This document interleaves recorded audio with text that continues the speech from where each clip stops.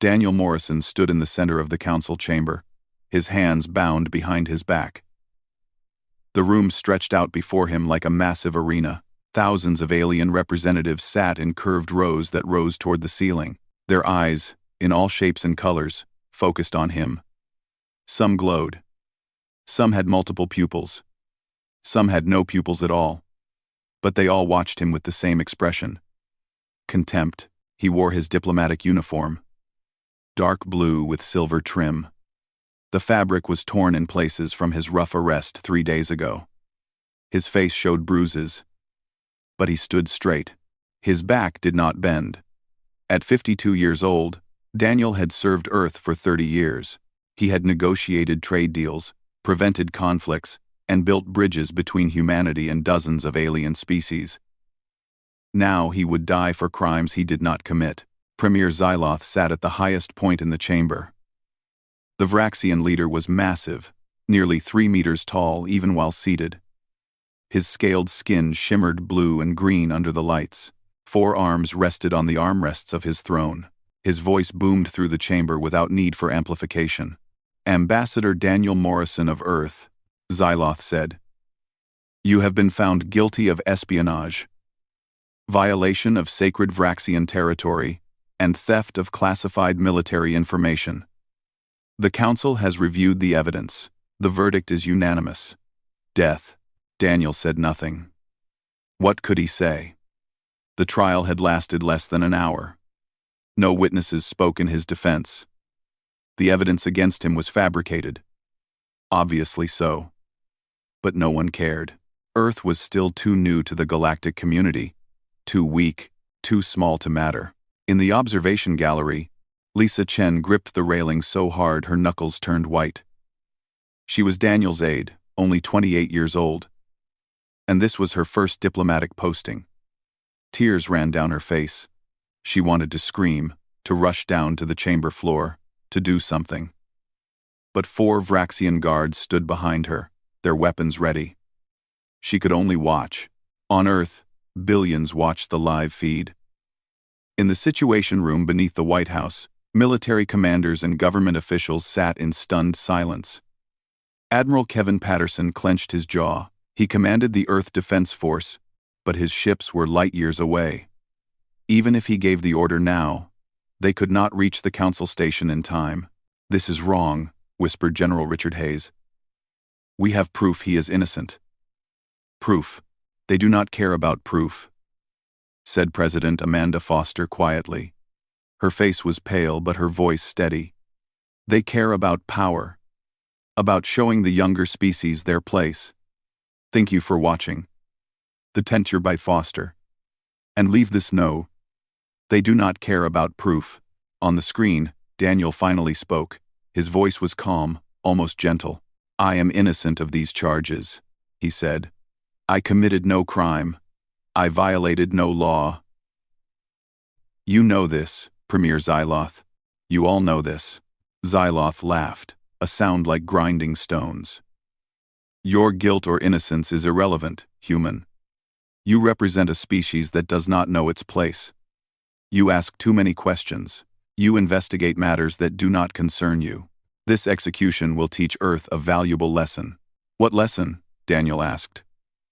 "That the Council murders diplomats when they become inconvenient? That justice means nothing here? That might makes, right?" Several Council members shifted uncomfortably. A few even looked away. But none spoke in Daniel's defense. "The lesson," Xyloth said, "is that Earth is small, weak, powerless. You will learn to be grateful for the protection we provide. You will learn to accept the scraps we give you, and you will stop asking questions about matters above your understanding." Daniel smiled then. It was not a happy smile. It was sad. Knowing, almost pitying. "You think you know humanity?" he said. "You think you understand us because you have studied our history. You have read about our wars, our violence, our mistakes. You think we are primitive and weak. You are wrong. Empty threats from a dead man." Xyloth sneered. "Not threats," Daniel said. "Truth. You see, Premier, You have made a terrible mistake. Not in arresting me. Not even in this sham trial. Your mistake is believing that humanity will accept this, that we will bow our heads and be grateful for your protection." He took a breath. His voice grew stronger.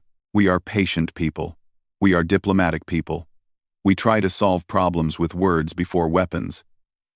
But we are also a people who protect our own, who remember injustice, who never, ever forget when one of ours is murdered." "Enough," Xyloth commanded. He gestured to the executioners. Two massive Krellian soldiers stepped forward. Their bodies were covered in thick armor. They carried energy weapons designed for public executions, designed to be visible and terrible. Lisa Chen looked away. She could not watch. In the Situation Room, President Foster closed her eyes. Admiral Patterson did not. He watched every second, his face like stone, committing every detail to memory. Daniel looked up at the observation gallery. He found Lisa among the crowd and smiled at her. Then he looked directly into the camera that broadcast to Earth. He knew his daughter Stephanie was watching. Knew she was terrified and heartbroken. He wished he could hold her one more time.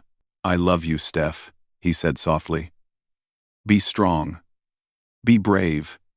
Remember that your father died with honor. And remember this day. Remember what they did. Humanity will remember. Then he looked at Xyloth one last time. "You wanted to send Earth a message," Daniel said.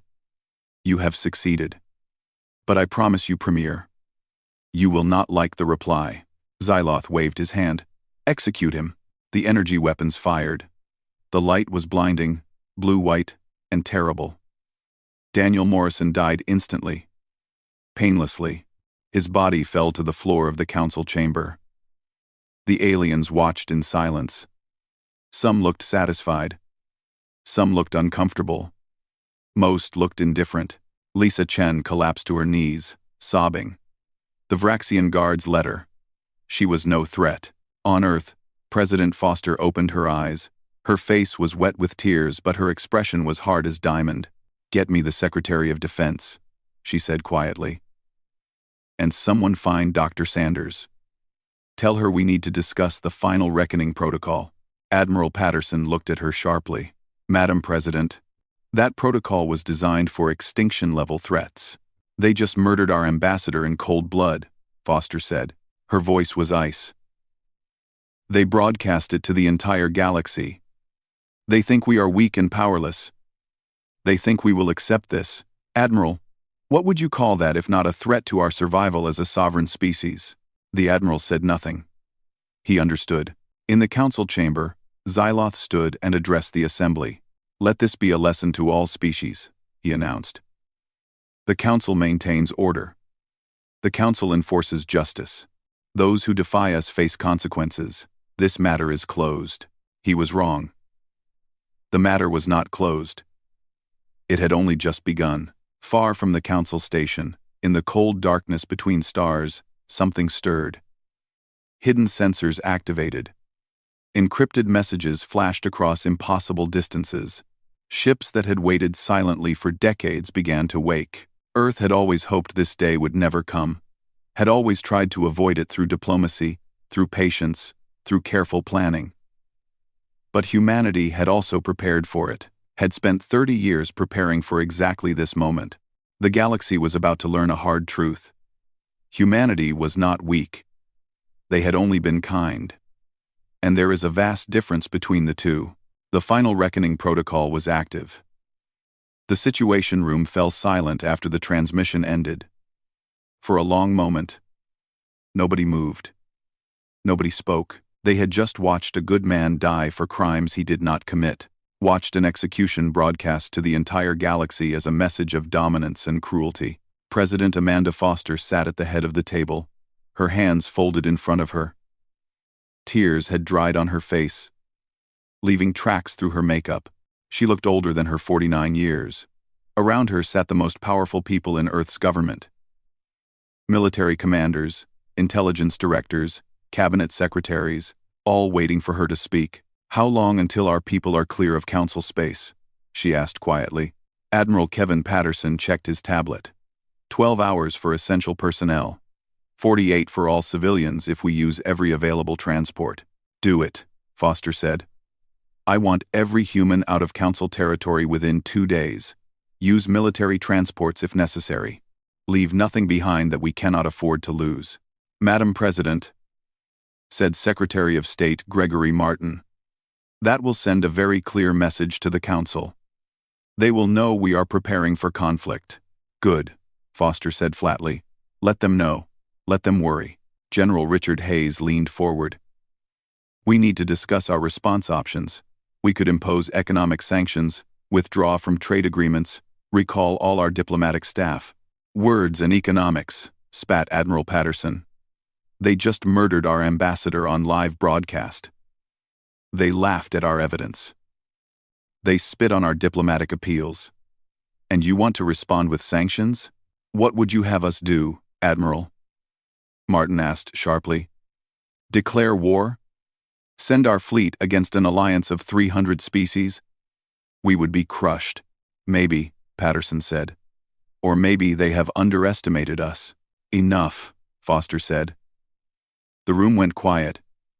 She looked at her chief science advisor. Dr. Sanders, please explain to the room what the final reckoning protocol is. Dr. Nicole Sanders was a small woman, barely 5 feet tall, with gray hair and sharp eyes. She had designed more weapon systems than anyone else alive. She touched her tablet, and a holographic display appeared above the table. The final reckoning protocol was initiated 30 years ago, she began. When Earth first made contact with the Galactic Council, we were optimistic about joining the galactic community. But we were not stupid. We knew that as the newest species, we would be vulnerable, weak, easy to exploit or eliminate. The display showed a timeline, stretching back 3 decades. So we took precautions, Sanders continued.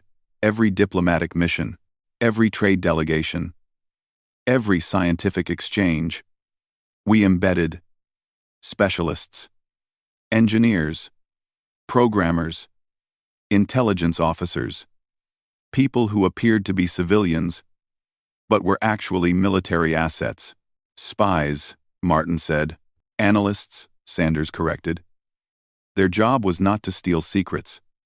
It was to map the Council's military infrastructure, learn their communication protocols, understand their technology, and most importantly, prepare contingencies. The display shifted, showing hundreds of star systems. Over 30 years, we have placed assets throughout Council space, stealth satellites, quantum mines, electromagnetic pulse generators, code embedded in their own computer networks, ships hiding in asteroid fields and gas giants. All dormant, all waiting for activation. The room was silent. Several faces showed shock. You built a secret military network in their territory, Martin said slowly. For 3 decades, we have been preparing to fight the entire Council. No, Sanders said. We prepared to defend ourselves if the Council ever decided to eliminate us. There is a difference. Foster stood and walked to the holographic display. She gestured to the scattered points of light. When we joined the Council, they made it clear we were second-class members. They gave us limited territory, restricted our expansion, controlled our access to technology. We accepted these terms because we wanted peace, but we also knew that relying on their goodwill was foolish. She turned to face the room. Daniel Morrison discovered something 3 weeks ago. Evidence of illegal weapons development in Vraxian space. Biological weapons designed to target specific species. He reported it through proper channels, and they killed him for it. We do not have confirmation of that, Martin protested. We have enough, Foster said coldly. Daniel was the most careful, most ethical diplomat we had. He would never violate another species' territory without cause. They executed him to silence him, to send a message to Earth that we should mind our own business. She returned to her seat. The Council thinks we are weak. They think we will accept this injustice because we have no choice. They are wrong. Admiral Patterson smiled grimly. What are your orders, Madam President? Foster looked at each person around the table. When she spoke, Her voice was hard as steel. Activate Phase 1 of the Final Reckoning Protocol. Non-lethal demonstration. I want every Council military asset to go dark for exactly 6 hours. I want their flagship to lose power while in orbit. I want their communication networks to crash. Show them that we have been inside their systems all along. Show them that we could have destroyed them at any time, but chose not to. That will terrify them, Sanders said. It should, Foster replied. Then we send an ultimatum. 72 hours.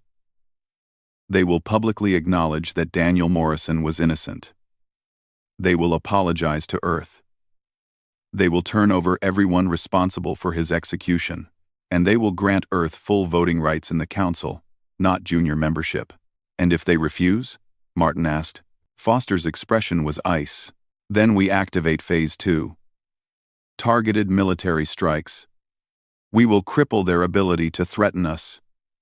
We will destroy every Vraxian military installation in the outer systems. We will show them the difference between capability and mercy. You are talking about war, Martin said. No, Foster corrected. I am talking about justice. About making it clear that humanity will not tolerate the murder of our people. About teaching the Council that we are not primitive savages to be bullied and dismissed. She stood again. For 30 years, we have been patient. We have been diplomatic. We have swallowed insults and accepted restrictions. We have played the role of grateful junior species, all while preparing for this exact scenario. Her voice grew stronger. They wanted to send us a message. They wanted to show the galaxy that Earth is weak and powerless. Instead, they are about to learn that humanity's greatest strength has always been our ability to prepare for the worst while hoping for the best. General Hayes spoke carefully. Madam President, if we do this, there is no going back. Relations with the Council will never be the same. Good, Foster said. Because the current relationship is built on their contempt and our pretended weakness. It is time for a new relationship. One built on respect. Or failing that, fear. She looked at Sanders. How long to activate Phase 1? The systems are already in place, Sanders said. I need 4 hours to run final checks and send activation codes. Then it is instantaneous. Oh, so. Do it. Foster ordered. She looked at Patterson. Admiral, I want our fleets at maximum readiness. If the Council responds with military force, we will be ready. Yes, Madam President, Patterson said. Foster turned to her communications director. I want to address the planet in 2 hours. The people need to know what we are doing and why. They need to understand that we tried diplomacy. We tried peace. And we were answered with murder. She gathered her papers. Daniel Morrison served Earth for 30 years. He died with honor and dignity. He died knowing that his death would not be in vain. We owe it to him, to his daughter, to every human who has ever been dismissed or belittled by the Council, to show them the truth. Foster walked to the door, then turned back. Humanity did not reach the stars by being weak.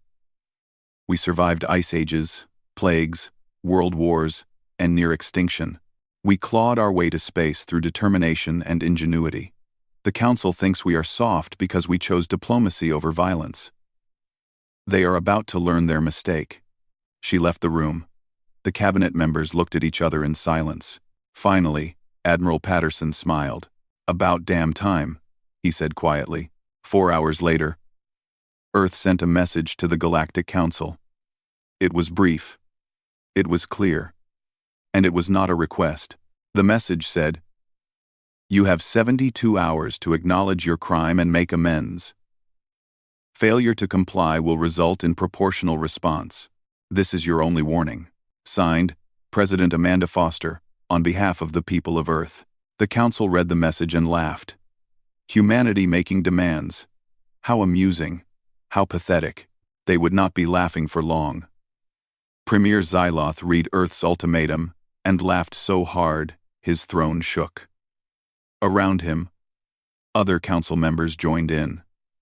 The sound echoed through the chamber. Humans making demands. threatening consequences. It was the funniest thing they had heard in years. Proportional response, Xyloth read aloud, his voice mocking. The humans will respond proportionally to our actions. What will they do? Send us angry letters? Refuse to trade with us? They need us far more than we need them. Counselor Thex, a reptilian species known for caution and wisdom, did not laugh. He sat in his seat, studying the message carefully. Premier, perhaps we should consider their warning seriously, he said quietly. Earth has been unusually quiet these past 30 years. We know very little about their true military capacity. Because they have no capacity, Xyloth said dismissively. Their fleet consists of 20 warships. 20. The Vraxian Empire alone commands 3,000. They are insects threatening a giant. Insects can carry plague, Thex muttered, but no one listened. The Council dismissed Earth's ultimatum without formal response. They saw no need to dignify such foolishness with an answer. In the Council Station's military command center, Vraxian officers joked about the primitive humans and their empty threats. Exactly 4 hours after Earth's message, at precisely midnight Council Standard Time, everything changed. The lights in the military command center went dark. Emergency power should have kicked in within seconds. It did not. Computer screens went blank, communication systems died, backup generators failed to activate, officers shouted in confusion, stumbling in the absolute darkness. Across the Council Station, the same thing happened. Hospitals lost power. Life support systems switched to emergency reserves. Transportation networks stopped. The massive station that housed 50 million beings from 300 species went completely dark for the first time in its 800-year history. But it was not just the station. On Vraxia Prime, the homeworld of the Council's most powerful species, every military installation lost power simultaneously. Defense grids went offline. Orbital weapons platforms went silent. Communication arrays stopped transmitting. Thousands of facilities across the planet experienced total system failure at the exact same moment. In the Vraxian Third Fleet, currently patrolling the border regions, every ship lost power. Engines died. Weapons went offline. Life support dropped to minimal levels. 3,000 warships, the pride of the Vraxian military, hung helpless in space. Admiral Vexen, commander of the Third Fleet, floated in the darkness of his bridge. Emergency lights finally flickered on, providing barely enough illumination to see. His crew worked frantically at dead consoles, trying desperately to understand what had happened. "Report," he demanded. "Complete systems failure, Admiral," his chief engineer said. Her voice shook. "Main power. Backup power. Emergency reserves. All offline. I have never seen anything like this. How is that possible? Our systems have redundancy built on redundancy." "I do not know, sir. It is as if something reached into our systems and turned everything off at once." On the Council Station, emergency crews worked in chaos. They had backup systems for their backup systems. Everything should have restored power within minutes. But nothing worked. Every system they tried to activate failed. Premier Xyloth stood in his chamber, surrounded by guards with handheld lights.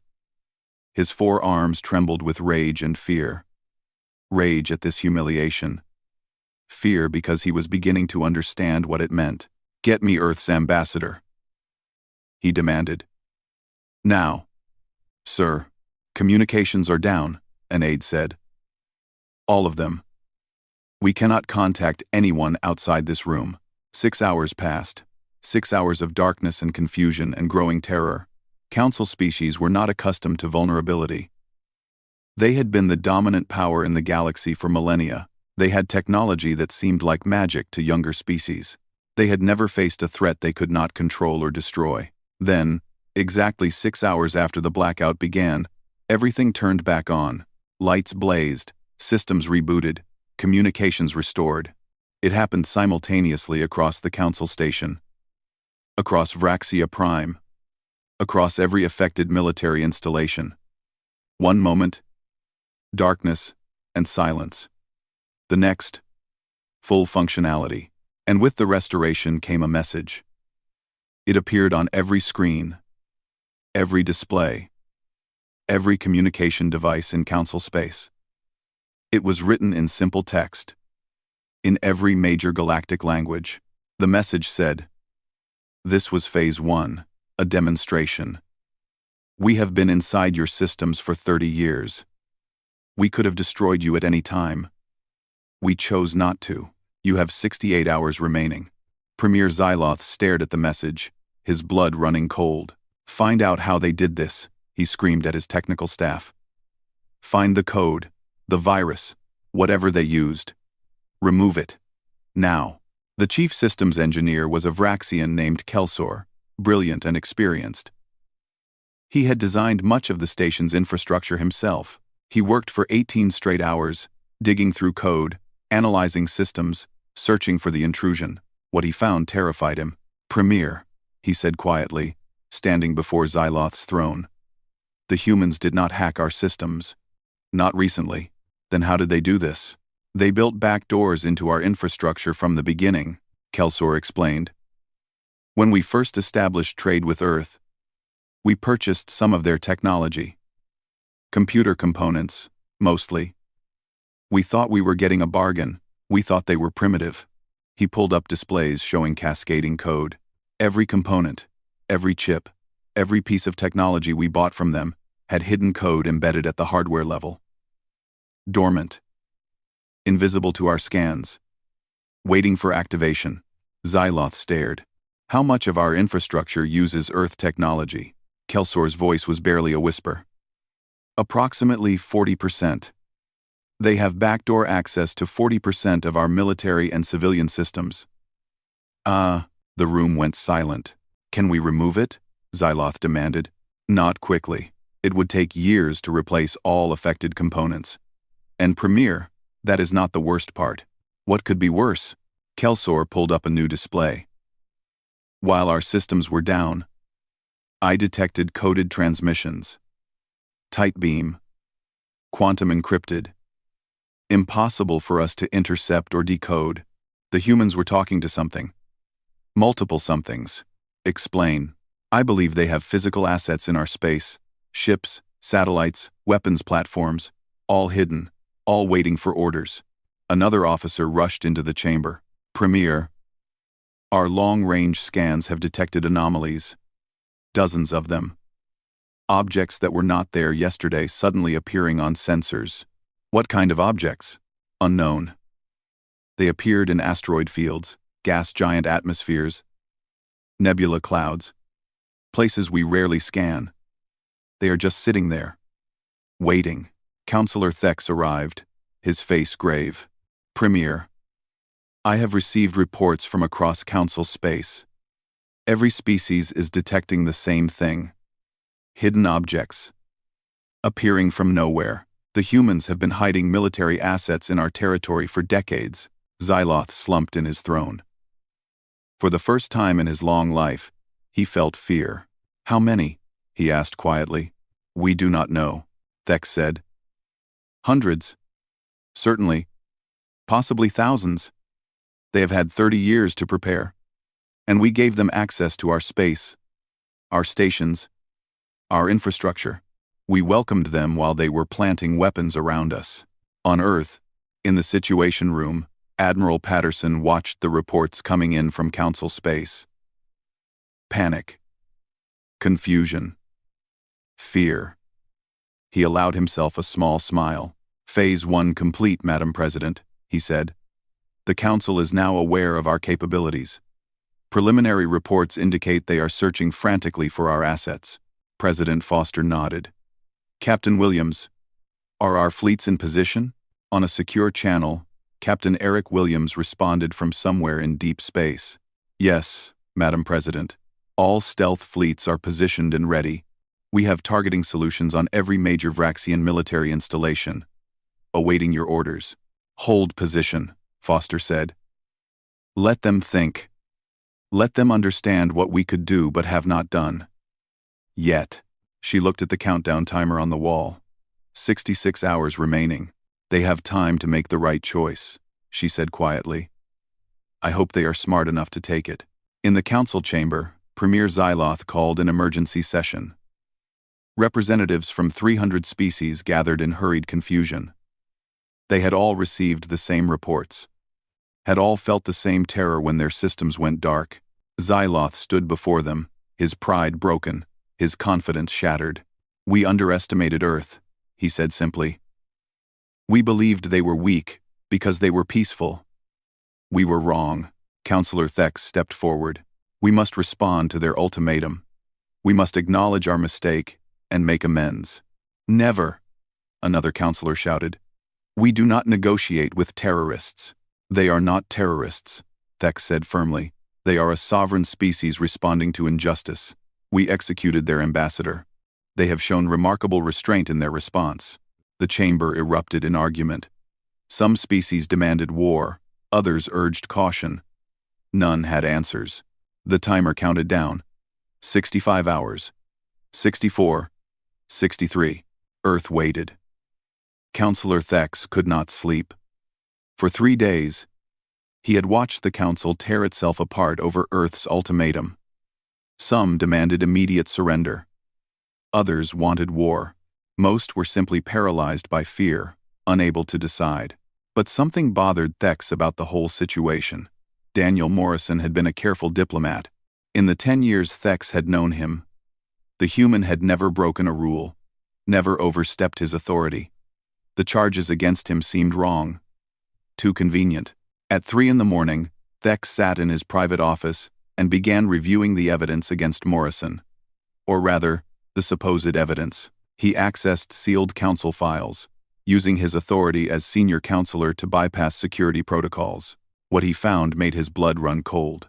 The first document was a communication intercept, supposedly showing Morrison requesting classified Vraxian military data. Thex examined the metadata. The timestamp was wrong. The encryption signature was wrong. The routing path was impossible given the locations involved. It was a forgery. A clumsy one, once you knew what to look for. He dug deeper. Found surveillance footage of Morrison entering restricted Vraxian territory. But the footage had been edited. The timestamps jumped. Background elements did not match. Someone had spliced together different recordings to create false evidence. Thex worked through the night, following digital trails, cross-referencing records. What he uncovered was not just a cover-up. It was a conspiracy. At dawn, he called an urgent meeting with 3 other counselors he trusted. They gathered in a secure room, speaking in whispers. Morrison was innocent, Thex said flatly. All the evidence against him was fabricated. "That is a serious accusation," said Counselor Yara, a small amphibious being with large eyes. "I have proof," Thex said. He displayed his findings. The others examined the data in silence. "Why?" asked Counselor Dren. "Why would the Vraxians execute an innocent diplomat?" "That is what we need to discover," Thex said. They spent the next 6 hours digging through classified files, using their combined authority to access restricted databases. What they found was explosive. 3 weeks before his arrest, Morrison had filed a routine inspection request for Vraxian research facilities. It was his right as a council diplomat. The Vraxians had granted permission reluctantly. Morrison had visited Facility 7, a remote station in the outer Vraxian system. His official report noted nothing unusual. But he had also sent a private, encrypted message to Earth's intelligence service. That message had been intercepted by Vraxian security. The intercepted message described biological weapons. Illegal weapons designed to target specific species based on genetic markers. Weapons banned by council law for 3 centuries. "They killed him to silence him," Yara whispered. "And they framed him to justify the execution," Dren added. "Premier Xyloth must have authorized this." Thex felt sick. "We executed an innocent man, broadcast it to the entire galaxy. And now Earth is preparing for war because we murdered their diplomat to hide our own crimes." He stood abruptly. "I must bring this to the full council." "They will deny it," Yara said. "Xyloth controls the military. He will destroy this evidence." "Then we make copies," Thex said grimly. "We send it to every counselor. We send it to Earth.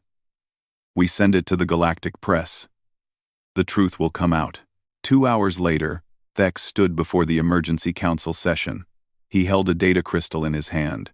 I have evidence that Daniel Morrison was innocent, he announced. Evidence that he was framed and executed to conceal Vraxian crimes. The chamber exploded in shouting. Premier Xyloth rose from his throne, his face dark with rage. This is absurd, he roared. You have no authority to make such accusations. I have every authority, Thex said calmly. And I have proof. He activated the data crystal. Holographic displays filled the chamber.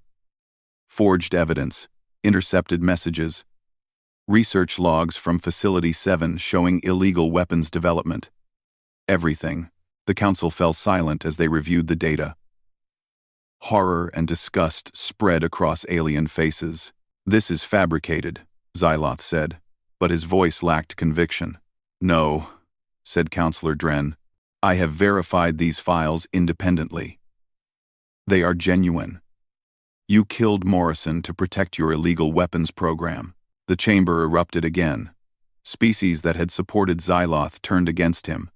Demands for his arrest filled the air. But Xyloth was not finished. He gestured to his guards. This council is in recess until we can verify these accusations properly, he declared. All counselors will return to their quarters. You cannot dismiss the council, Thex protested. I am Premier. I can do as I wish. That was when the message arrived. It appeared on every screen in the chamber, transmitted on priority channels that could not be blocked. From Earth, President Foster appeared in holographic form, life-size, standing in the center of the chamber. Her expression was cold. Your time is up, she said simply. 72 hours have passed. You have made no apology, no acknowledgement of guilt, no offer of justice. She paused. We now know why. Counselor Thex has been kind enough to share his findings with us. Daniel Morrison was innocent.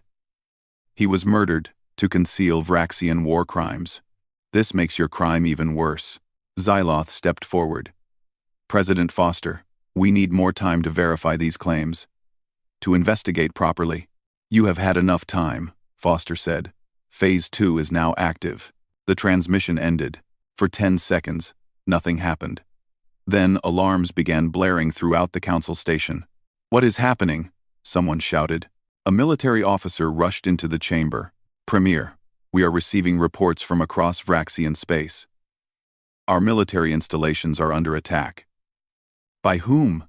Xyloth demanded. By Earth.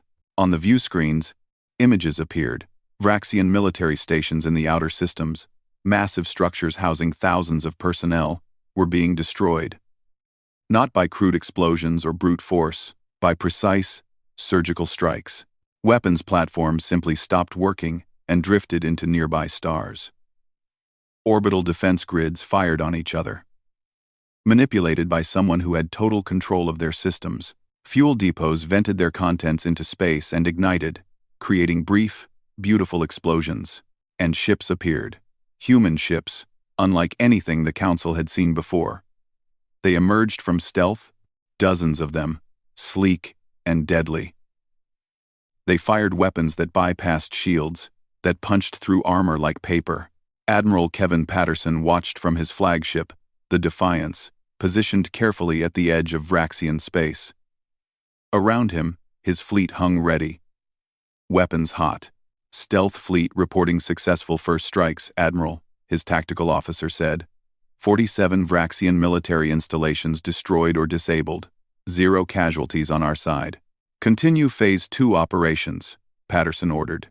Target priority installations only. Avoid civilian casualties. We are here to deliver a message, not commit genocide. Captain Eric Williams commanded the lead stealth ship, the Silent Thunder. His crew worked with calm efficiency, destroying target after target. Next target is the Vraxian 5th Fleet staging area, his weapons officer said. How many ships? Williams asked. 200, sir. All docked for maintenance. Disable their engines and weapons, Williams ordered. Leave life support intact. They will surrender once they realize they cannot fight or flee. The Silent Thunder fired. The weapons were unlike anything the Vraxians had encountered. They phased through shields, disrupted power systems at the quantum level, rendered ships helpless without destroying them. 200 Vraxian warships went dark in less than 3 minutes. On the council station, Xyloth watched his empire crumble. In 6 hours, Earth had destroyed 40% of Vraxian military capability. 40%, and they had done it with minimal casualties, with precision that showed total understanding of Vraxian systems and tactics. "They have been studying us," he whispered. "For 30 years, they have been preparing for this exact scenario." Counselor Thex stood beside him. "You did this," Thex said quietly. "You started this war by executing an innocent man. And now your pride will destroy the Vraxian Empire." "What would you have me do?" Xyloth asked. His voice was broken. "Surrender? Bow to human demands?" "Yes," Thex said simply. "Because the alternative is extinction. Look at what they are doing. They are not targeting cities, not killing civilians. They are destroying only military assets. They are showing restraint even now." He gripped Xyloth's arm. "But that restraint will not last forever. If you continue this, they will escalate. And I do not think we can survive what comes next." Xyloth looked at the displays. At his fleets burning. At his stations destroyed. At the empire he had led for 40 years, falling apart. "How did we not see this coming?" he asked. "Because we were arrogant," Thex said. "We believed our own propaganda. We believed that might and technology made us superior. We forgot that intelligence, patience, and preparation can defeat raw power." A new message arrived from Earth, brief and clear. "Phase 3 is ready. You have 12 hours to respond. Acknowledge your crimes. Apologize to Earth. Grant us full council status. Or we will show you what we have really been building for 30 years. Xyloth read the message and felt something he had never experienced before: true fear. The Vraxian High Command met in emergency session. 50 generals and admirals crowded into a bunker deep beneath Vraxia Prime. Above them, the remains of their orbital defenses drifted in pieces. Their fleets were scattered and broken. Their military pride lay in ruins. General Carvos stood at the head of the table. He was old, scarred from a dozen campaigns, respected by every officer present. "We have lost," he said simply. "In 72 hours, Earth has destroyed nearly half our military capacity. Not through overwhelming force. Through preparation and precision. They knew exactly where to strike and how." "We still have forces," argued Admiral Vexen. "We can regroup, counterattack." "With what?" Carvos asked tiredly. "They control our computer systems. They have weapons we cannot defend against. They have ships we cannot track until they choose to reveal themselves. We are fighting blind against an enemy who sees everything." He pulled up tactical displays. "Look at their strikes. Every target was military. Every attack avoided civilian casualties. They disabled ships instead of destroying them. They gave crews time to evacuate before destroying stations. They are showing us mercy." "Mercy?" Vexon spat. "They are humiliating us." "No," Carvos said quietly. "They are teaching us a lesson. They could have killed millions. Could have bombarded our cities. Could have turned this into a war of extinction. But they did not. They are showing us the difference between their capability and their intent." He sat down heavily. "I am recommending immediate surrender to Premier Xyloth. We cannot win this war. We can only choose how many more of our people die before we accept the inevitable." The room fell silent. These were warriors, proud and fierce. The idea of surrender felt like death itself. But they were also realists. They could count ships and calculate odds. "The Premier will never agree," someone said. "Then we will remove him," Carvos said flatly. "The Council has already turned against him. Counselor Thex has shown proof of his crimes. Xyloth is finished whether he accepts it or not." 6 hours later, Premier Xyloth sat in his private chamber. He had not slept in 3 days. His government was collapsing around him. The military had stopped following his orders. The council was calling for his arrest, and Earth's 12-hour deadline was almost up. Councillor Thex entered without knocking. "It is over," Thex said. "The council has voted. You are removed from power, effective immediately.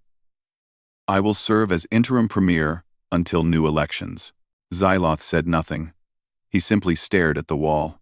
"You have one chance to save yourself," Thex continued. "You will appear before the council and confess your crimes. You will apologize to Earth, and you will resign with whatever dignity you have left. And if I refuse, then we will hand you over to Earth for trial. I suspect they will be far less merciful than we would be." Xyloth closed his eyes. He had ruled for 40 years, had expanded the empire, had commanded respect and fear across the galaxy. Now it was ending in shame and defeat. "I will do it," he said quietly. 2 hours before Earth's deadline expired, the Galactic Council convened in full session. Every species was present. Every seat filled. The chamber buzzed with tension. Councillor Thex stood at the center podium. "We have committed a grave injustice," he began. "We executed an innocent diplomat. We did so to conceal crimes committed by our own leadership. And when confronted with the truth, we responded with arrogance and denial." He gestured, and Daniel Morrison's image appeared in the chamber. The kind, tired face that billions had watched die. This man served the council faithfully for 10 years. He discovered illegal weapons development and reported it through proper channels. For this, he was murdered. His death was broadcast across the galaxy as a warning to all younger species, a warning to know their place. Thex's voice grew stronger. "Earth has responded to this injustice with remarkable restraint. They demonstrated their capability without slaughter. They destroyed military assets while sparing civilians. They gave us every chance to make this right peacefully." Former Premier Xyloth was led into the chamber in restraints. He looked smaller now, diminished. The council members watched him in silence. "I confess my crimes," Xyloth said, his voice barely audible. "I ordered the execution of Ambassador Morrison to conceal illegal weapons research. I fabricated evidence against him. I used the council's authority for personal and political gain. I am guilty." The chamber remained silent. President Foster's hologram appeared again. "We have received Councillor Thex's message," she said. "We appreciate the council's acknowledgement of wrongdoing. However, words alone are not enough." She gestured, and the view screens changed. They showed something new. Something that made the entire council gasp. Ships. Massive ships. Not dozens or hundreds. Thousands. They hung in formation just outside council space. Each was easily 5 times larger than the council's biggest warship. They bristled with weapons. Their hulls showed technology the council had never seen. "This is Phase 3, Foster said calmly. "For 30 years, we have been building. Not in secret shipyards in Earth orbit. In the dark spaces between stars. In asteroid fields and gas giants. In places you never thought to look." The camera panned across the fleet. It seemed endless. "We currently have 3,000 capital ships ready for deployment. Each one more advanced than anything in the council arsenal. We have weapons that can crack planets, shields that can deflect stellar radiation, engines that can cross the galaxy in weeks." She paused. "We built all of this while you thought we were weak and primitive. While you were giving us charity and scraps.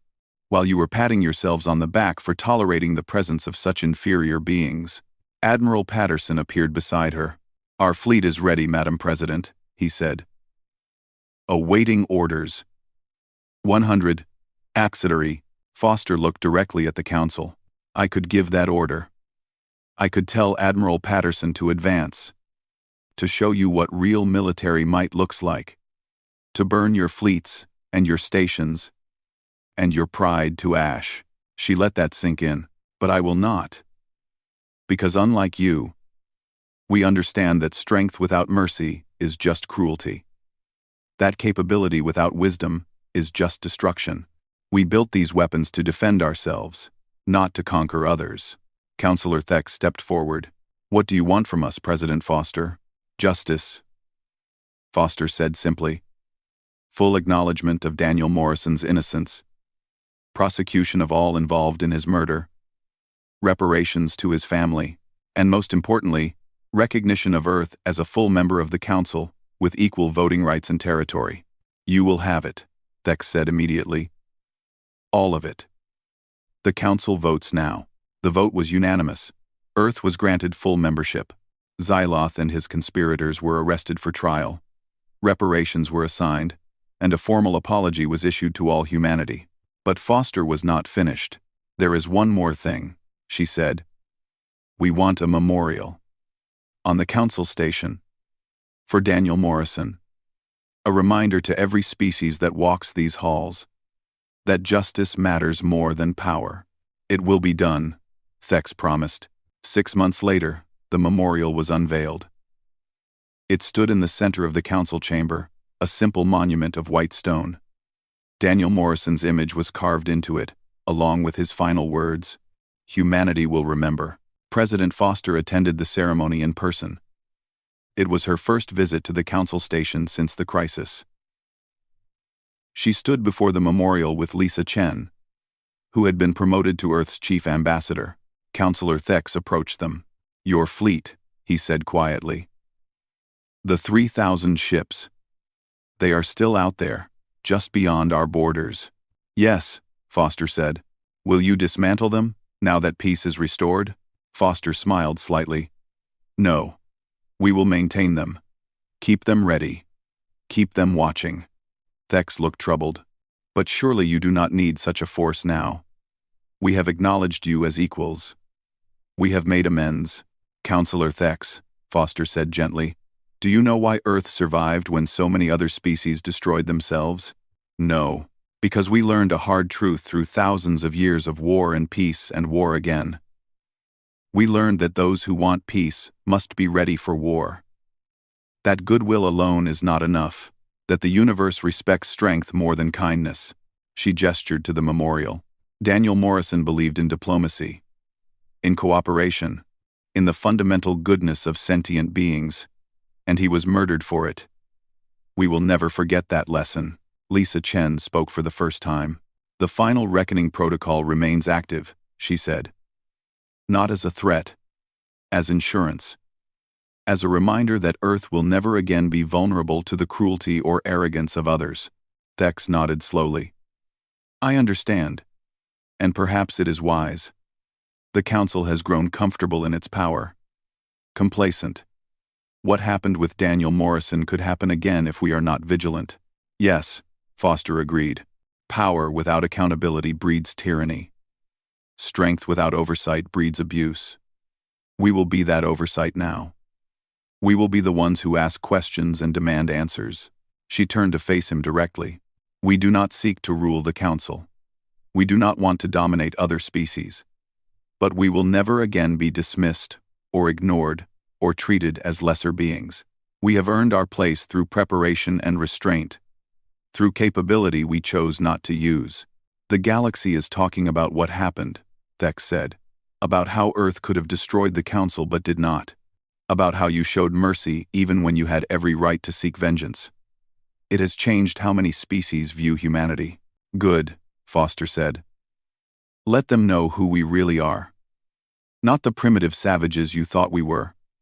Not the weak children needing protection, but a species that chose diplomacy over violence, that chose preparation over paranoia, that chose mercy over revenge. She looked at the memorial one last time. Daniel Morrison's death was not in vain. It taught the galaxy a lesson that needed teaching. That underestimating humanity is a mistake. That our kindness is not weakness. That our patience is not fear. Foster walked to the edge of the chamber, looking out at the stars. We came to the galaxy seeking friends and partners. We found arrogance and contempt. So we adapted. We prepared. We made sure that if the Council ever turned against us, we would survive. She turned back to Thex. The final reckoning protocol was our insurance policy. It remains active because trust is not enough.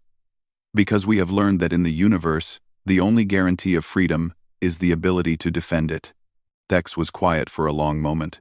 You have taught us much, President Foster, he said finally. Perhaps more than we wanted to learn. But you are right. The council had grown arrogant. We needed to be reminded that power does not grant wisdom. That age does not guarantee judgment. Foster smiled. Then perhaps some good has come from this tragedy after all. As she left the council chamber, Lisa Chen walked beside her. Do you think they have really learned? Lisa asked quietly. Foster considered the question. Some have, she said. Others will need more convincing. But they know now that humanity is not to be trifled with. That we are patient until we are not. That we are kind until kindness fails. That we are peaceful until peace is no longer possible. She looked back at the memorial one last time. Rest well, Daniel, she whispered. Your death changed the galaxy, made humanity's place among the stars permanent and equal. You will never be forgotten. Somewhere in deep space, Earth's hidden fleet continued its silent watch. 3,000 ships, thousands of hidden weapons, quantum mines and stealth satellites, and embedded code. The final reckoning protocol was ready, always ready. But hopefully, it would never be needed again. Hopefully.